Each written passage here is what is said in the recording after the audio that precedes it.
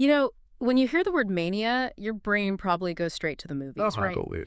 You picture that wild, euphoric character on a grandiose spending spree, staying up for a week straight, maybe standing on a table, shouting at a crowded room. Yeah, it's loud, it's dramatic. It's basically a narrative plot device. Exactly. Like a switch flips, and suddenly the character is invincible, totally unmoored from reality, and just, immune to consequences until the third act. Right. But if you actually look at the medical reality, the lived experience of these elevated mood states is far more complex, biological, and frankly, surprisingly common. So for today's deep dive, to really understand what's going on, we have to look past those cinematic stereotypes. We're diving into a medical mystery that stretches back thousands of years. Which is fascinating all on its own. It really is. We need to look at how the brain's reward systems, its energy regulation, and its sleep-wake controls can malfunction in ways that fundamentally alter a person's reality. Yeah, and we have to start by drawing a very firm line in the sand regarding what these states actually are. Right. Okay, let's unpack this. Because that clinical boundary is everything, isn't it? It is everything. In modern psychiatry, the distinction between mania and its milder sibling, hypomania, basically comes down to two primary metrics: Sure. duration and impairment.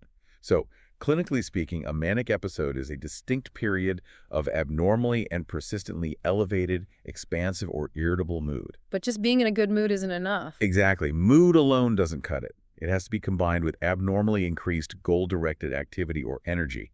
And for it to qualify as full mania, this state must last for at least 7 days. 7 days? One full week, yeah. And present most of the day, nearly every day. I mean, 7 days is a really long time to sustain that kind of physiological output. What if a person experiences a massive surge that's shorter than a week, but just incredibly severe? Well, the diagnostic criteria actually account for that. If the episode is severe enough to require hospitalization, or if there's any presence of psychosis, meaning delusions, paranoia, hallucinations, it is instantly classified as mania, regardless of how short it lasted. Oh, wow. So the moment psychosis enters the room or they need inpatient care, the duration rule just goes out the window. Exactly. The duration requirement is completely waived. Okay, so that's the ceiling. Then hypomania must be the state humming just below that threshold. Like the same underlying engine, but maybe not redlining in the same way. That's a good way to put it. The symptom picture is exactly the same, but the thresholds are lower. So for hypomania, the state only has to last 4 consecutive days. 4 days instead of 7? Right. And by definition, it does not cause what they call marked impairment in social or occupational functioning. Meaning they can still function in society? Yeah, the person can still go to work, still maintain relationships, even if they're, acting unusually. And crucially, hypomania never involves hospitalization, and there is absolutely no neuropsychosis. Okay, I want to make sure you, listening to this, have a concrete picture of what this actually looks like in practice, beyond just saying high energy. Right, it's very specific. Yeah, and there's a clinical mnemonic used in the field called DIGFAST that maps this out perfectly. Yes, DIGFAST is a great tool. So distractibility is the D, then indiscretion, which points to risky behaviors like impulsive spending, sexual indiscretions, reckless business decisions. Things they would never normally do at baseline. Exactly. Then G is grandiosity, an inflated sense of self-worth.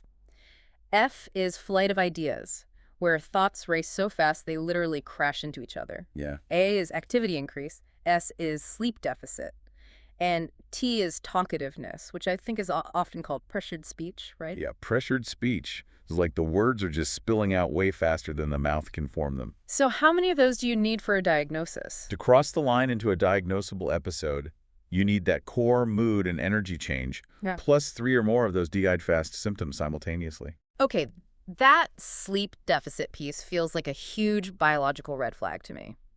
Because it's not insomnia, right? Like where you're lying in bed, exhausted, staring at the ceiling, wishing you could sleep. No, it's totally different. It's a biologically reduced need for sleep. Like they feel totally rested after just 2 hours. Exactly, physically humming with energy. And this is where the underlying neurobiology becomes incredibly fascinating. What you're seeing in that sleep deficit is a profound disruption of the brain's circadian pacemaker. The master clock. Right, primarily located in the hypothalamus.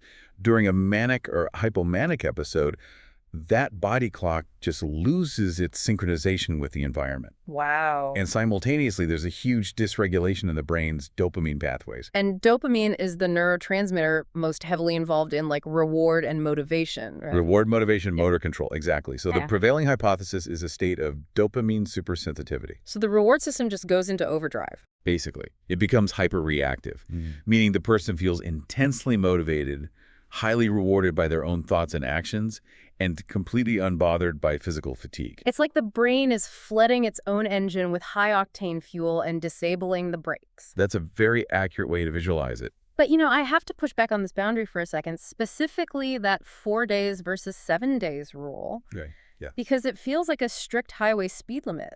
Like, hypomania is driving 64 miles per hour and mania is driving 65 miles per hour, and suddenly you're in a completely different legal category. I know it does sound arbitrary when you put it like that. Right. And if clinicians are relying on the memory of a patient who was, by definition, experiencing altered judgment at the time, accurately measuring that after the fact seems, well, nearly impossible. You've just hit on one of the most contested measurements in all of psychiatric diagnostics. Sure. Oh, yeah. I mean, it sounds like a clean scientific line on a textbook page. But in a clinical setting, reconstructing a timeline from weeks or months ago is incredibly difficult. I can imagine. Yet that razor-thin distinction, 4 days versus 7, impaired versus merely different, is the structural load-varying wall between a bipolar I diagnosis and a bipolar II diagnosis. Okay, let me make sure I'm following the architecture here. Bipolar 1 is the diagnosis if you cross that 7-day line into full mania just once. Correct. Just one time. And bipolar 2 requires the 4-day hypomania plus major depression, but it specifically excludes full mania. Yeah. So if a bipolar 2 patient ever hits that 7-day mark, does their diagnosis change? It permanently upgrades to bipolar 1. That one single episode permanently changes their clinical profile. Wow, no going back. No going back. And the definition of what constitutes those episodes is actually still actively being renegotiated by the psychiatric community. Right. Didn't a major shift happen in 2013? Yeah, with the release of the DSM-5. The manual made persistently increased goal-directed activity or energy a mandatory, required core symptom alongside the mood change. So before that, energy was just sort of optional. It was just one item on a checklist. You can mix and match. Okay, so by forcing increased energy to be a core requirement, it sounds like they were trying to weed out false positives, like ensuring they were capturing a true biological shift. That was the goal, yes. But I imagine that alienated patients whose mania looks more like, I don't know, simmering anger or hostility rather than classic high-energy productivity. And that was the exact center of the controversy. Some researchers strongly criticized the change.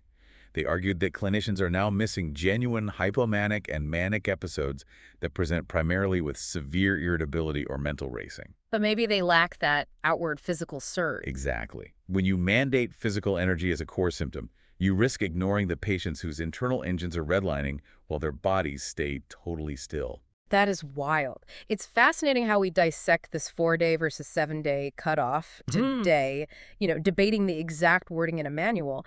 But the attempt to categorize this illness actually stretches back thousands of years. It does. It has a very long history. Like, the word mania itself was used by Hippocrates in ancient Greece. But looking at the historical timeline, here's where it gets really interesting.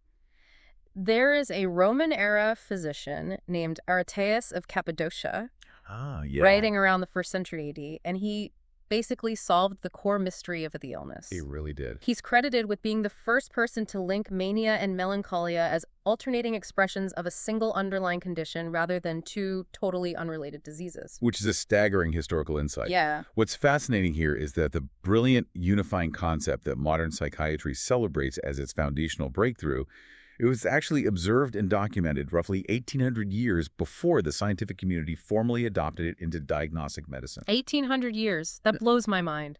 Aretaeus saw the pendulum swing and recognized it was the same clock. Okay, I love that phrasing. But the modern clinical framework we actually use today, like the foundation of the DSM, that comes from a German psychiatrist named Emil Kraepelin in 1899, right? Yes. Kraepelin's contribution completely changed the trajectory of mental health care. Because in Kraepelin's era, psychiatric classification was just chaos. Oh, sad. It was entirely cross-sectional, meaning symptom-based in the moment. Doctors would divide mood illnesses into dozens of overlapping, confusing labels, depending entirely on whatever symptom was most prominent the day the patient happened to walk into the clinic. Oh, wow. It's like taking a single photograph of a chaotic scene and trying to guess the plot of the entire movie from that one still frame. That is the perfect analogy. And Kraepelin decided to stop analyzing photographs and start watching the movie. He looked at the whole timeline. He grouped patients by their longitudinal course.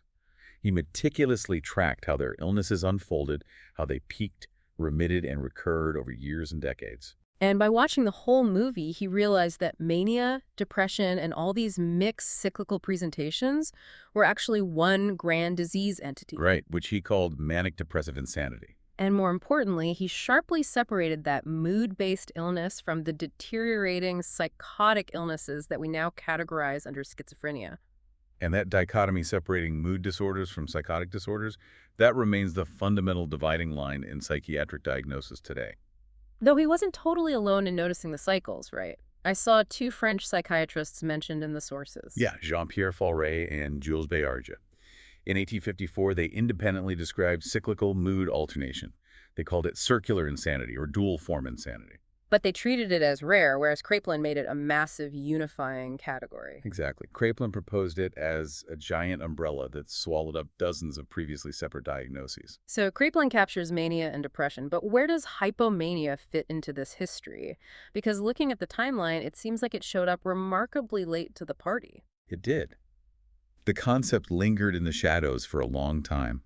The term itself was coined by another German psychiatrist, Emanuel Mendel, in 1881. To describe a sub-threshold manic presentation. Yeah, but it basically just sat in the margins of psychiatric literature for a century. A whole century. Yeah. It wasn't until the 1970s that researchers like David Dunner began publishing systematic evidence showing that a pattern of hypomania combined with depression was actually a distinct, stable, and heritable clinical entity. Okay, so that research directly paved the way for hypomania and bipolar 2 to finally get official standalone recognition in the DSM-IV. Yes, in 1994. 1994. That's incredibly recent. It is. Kraepelin's massive contribution was forcing the field to look at the long-term course of the illness. Oh. And when modern researchers applied that exact philosophy using massive longitudinal studies, they uncovered data that completely shatters the pop culture stereotype of bipolar disorder. Oh, the data paints a profoundly different picture than the cultural narrative. Yeah. So the National Institute of Mental Health funded this massive tracking program in the early 2000s called STEP-BBD. They followed over 4,000 participants. That's a huge study. It was. And when you combine that immense data pool with the intensive weekly symptom tracking work pioneered by researcher Louis Judd, you arrive at a genuinely counterintuitive clinical reality. Which is? People with bipolar I disorder spend roughly 3 times more of their weeks depressed than they do manic or hypomanic. 3 times more weeks depressed. That's staggering. And for bipolar 2, the numbers skew even further into the dark. The imbalance toward depression is massive. So the lived reality of the illness is heavily weighted toward the depressive pole. It's not the 50-50 Jekyll and Hyde split between high and low that the public imagines at all. Not at all. But if people spend drastically more time depressed, why is the disorder historically named for its manic poles? Like, why did the diagnostic criteria orbit so heavily around the mania? That's a great question. I have to assume it's because mania is simply louder. Like, it demands attention and is wildly disruptive to everyone else in the room. It is absolutely the squeaky wheel of psychiatric symptoms. While the illness is primarily lived as a depressive disorder, mania and hypomania are the defining punctuation marks. Right. They are the periods of highest acute risk, socially, financially, and physically. I mean, the collateral damage of a single manic episode can dismantle a life that took decades to build. To understand what that acute risk actually feels like from the inside, the literature frequently points to clinical psychologist Kay Redfield Jamison. She has bipolar I herself, and her 1995 memoir, An Unquiet Mind, is a foundational text. Oh, it's brilliant. It perfectly bridges the gap between clinical observation and subjective reality. Because she describes the experience with the precision of a trained clinician, but with the raw, terrifying honesty of a patient. Exactly. She writes about this bizarre grandiosity, like running through fields at 4 a.m., totally convinced her mind was aligned with the universe and she could communicate with animals. And the indiscretion and spending, She bought so many clothes, books, and so much antique jewelry during one manic episode that a jeweler, recognizing something was deeply wrong, eventually bypassed her and called her psychiatrist directly. Wow. Jameson really emphasizes a crucial truth about mania. Yeah. It is profoundly seductive before it becomes dangerous. That's seductive. Yeah, early stages feel incredible, thoughts are clear, energy is boundless, confidence is absolute. It feels like an elevated state of human existence right up until the delusions set in and it ruins your life. That transition sounds terrifying. And we also need to dismantle the myth that mania is always this happy, euphoric adventure, right? Yes, the clinical term for that is dysphoric mania, and it is remarkably common. So what does that look like? In these cases, the elevated energy is completely devoid of joy. The mood is intensely irritable, hostile, restless, and agitated. Oh, wow. The patient feels that they have electricity humming under their skin, but they are profoundly unhappy. And frankly, dysphoric mania is misdiagnosed by clinicians far more frequently. Because the patient doesn't look like the cheerful, spending spree caricature of a manic patient. Exactly. Taking that one step further, there is a presentation called mixed features, which, biologically speaking, sounds like an absolute nightmare. Mixed features represent arguably the most dangerous state a psychiatric patient can endure. Because it's a mix of both poles. Yes. It occurs when manic and depressive symptoms happen simultaneously, occupying the brain at the exact same moment. It's hard to even conceptualize that. Like, you're experiencing racing thoughts, an overwhelming surge of physical energy, and inability to sleep. But emotionally, your internal landscape is one of absolute, suffocating, suicidal despair, all in the same hour. Yes. And that combination explains why mixed states carry a severely elevated risk of suicide. Really? More than just deep depression. Much more. In a standard deep depression, a patient may have the desire to end their life, but they often suffer from psychomotor retardation. Meaning they literally lack the physical energy to do it. Right. They lack the focus or executive function to formulate and execute a plan. But if you inject manic energy into that despair, You provide the fuel. The person retains the deep despair and emotional motive of depression, but suddenly possesses the intense, impulsive, disorganized physical drive of mania. They actually have the energy to act on their darkest thoughts. that is chilling. If the extremes of mania and mixed states are that lethal, why is it so notoriously difficult to get patients into treatment early? The clinical data suggests the answer lies in the seductive camouflage of its milder sibling, hypomania, Yeah, hypomania is the ultimate diagnostic blind spot. because it falls short of causing extreme impairment. Exactly. Right. Because there's no psychosis or hospitalization, it often just looks like extreme success. Right. Picture a patient who is suddenly functioning at an unusually high output. They're charismatic, closing deals at work, starting 3 new ambitious projects, sleeping only 3 hours a night, and claiming they have never felt better. They feel incredibly productive. Why would anyone go to a doctor to complain about that? They wouldn't. Patients almost never self-report hypomania. To them, it feels like they have finally cracked the code to life. Wow. This is why clinicians heavily rely on collateral history. They need to speak with the patient's spouse, friends, or colleagues to spot the warning signs. Because the people around the patient will notice the sudden risk-taking or the irritability long before the patient realizes anything is wrong. Exactly. They notice the frantic pace of speech, the uncharacteristic behaviors. But the boundary between pathology and personality gets very blurry here.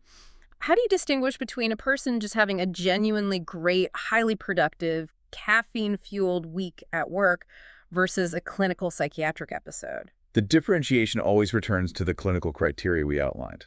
First, sustained duration, a minimum of 4 consecutive days. Okay. Second, it cannot just be high energy. It requires that specific cluster of digfast symptoms occurring simultaneously. Yeah. But the most critical factor is that it must represent a clear, undeniable departure from that specific individual's normal baseline. So it's very uncharacteristic for them. Exactly. And historically, an unmedicated hypomanic episode eventually resolves in one of 2 ways. Yeah. Either creeping functional harm, like damaged relationships and impulsive financial commitments, or a devastating rapid crash into deep depression. This inherent link between hypomania elevated energy and massive output brings up the persistent cultural trope of the tortured genius. Ah, yes. Because there is significant research backing up this connection, like Nancy Andreessen's 1987 study of writers at the Iowa Writers' Workshop and Jameson's 1989 study of British writers and artists. Both of which are very famous studies. Yeah, and both researchers found highly elevated rates of mood disorders within these highly creative populations. The statistical association is robust, and it remains one of the most replicated touchpoints connecting bipolar disorder to the public's enduring fascination with art, poetry, and creativity. Right. But we have to navigate this association with extreme caution. Because correlation doesn't equal causation. Exactly. Neither study proves that the mood disorder causes the creativity. The directional arrow of causality is still fiercely debated. Like, are there shared genetic factors predisposing someone to both mood instability and divergent thinking? Or does an intense artistic environment trigger latent mood issues? We don't know for sure. The danger lies in romanticizing the tortured genius. Because it might make patients hesitant to take their medication. Yes. They fear they will lose their creative spark, completely ignoring the reality that the inevitable depressive crashes usually obliterate their ability to actually produce art for months at a time. Yeah, you can't create if you can't get out of bed. Now, if the line between a great creative week and a psychiatric episode is this blurry for adults, it must be an absolute nightmare for pediatricians trying to diagnose moody, fluctuating teenagers. It really was. Which brings us to the massive controversies and live debates happening in modern psychiatry. The pediatric bipolar explosion is a perfect example of how high the stakes are. It was a deeply consequential period in the field. A widely cited 2007 study by Carmen Moreno and her colleagues analyzed U.S. physician visits over a decade. Okay. They documented roughly a 40-fold increase in the diagnosis of bipolar disorder in children and adolescents between 1994 and 2003. Wait, a 40-fold increase in less than a decade? Yes. You don't see a biological shift happen that fast. That implies a massive shift in how doctors were interpreting symptoms. The diagnostic net was cast far too wide. Critics forcefully pointed out that children who were simply chronically irritable, prone to severe temper tantrums, or experiencing ADHD, were being reflexively diagnosed as bipolar.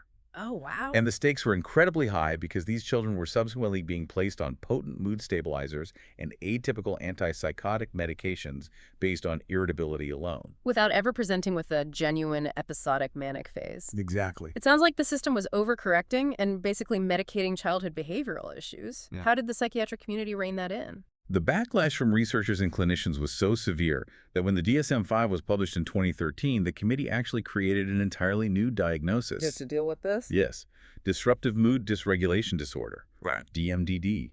It was essentially designed as a diagnostic containment vessel. A containment vessel. Wow. It gave clinicians a non-bipolar label for chronically irritable youth, which drastically reduced the inappropriate use of bipolar medications. It is a rare, fascinating instance in medical history where a diagnostic category was invented primarily to stop the overuse of another one. That is incredible. And that tension between underdiagnosing and overmedicating leads directly into the second major debate, the bipolar spectrum. Right. Prominent researchers like Hagapaki have spent decades arguing that the strict DSM criteria are too rigid. So he wanted to broaden it. Yes, he advocated for broadening the concept of bipolar disorder into a wider spectrum.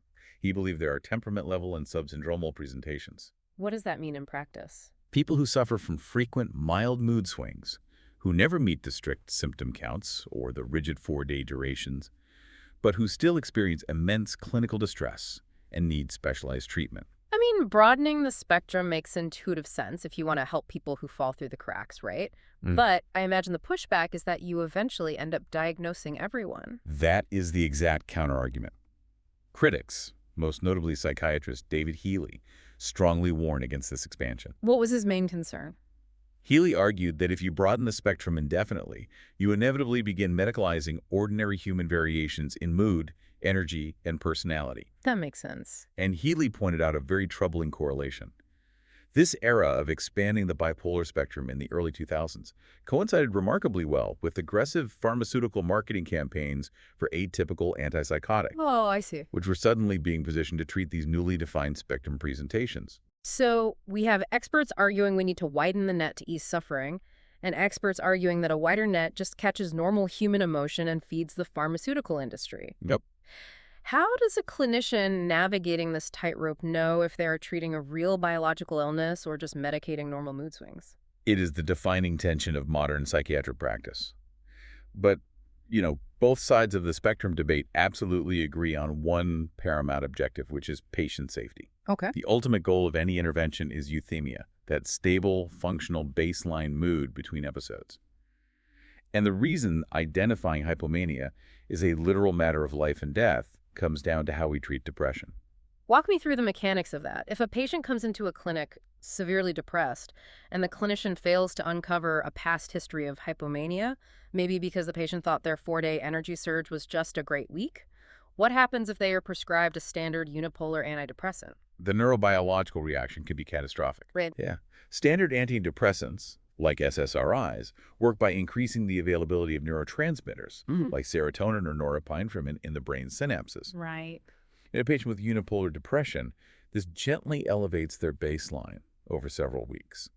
But a bipolar brain has fragile regulatory feedback loops. If you introduce that pharmacological surge into a bipolar brain, it can overshoot the baseline entirely. It essentially acts as a chemical spark in a powder keg. Precisely. It can trigger what is known as a manic switch.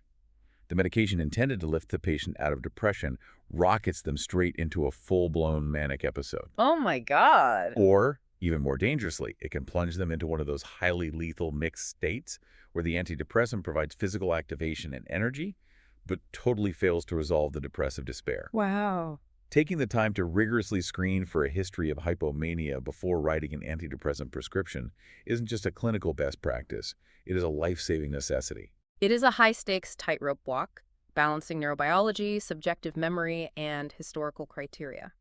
To wrap up this deep dive, we've navigated some complex terrain today. We mapped out the vital razor-edge distinction of duration, 4 days for hypomania, 7 days for full mania.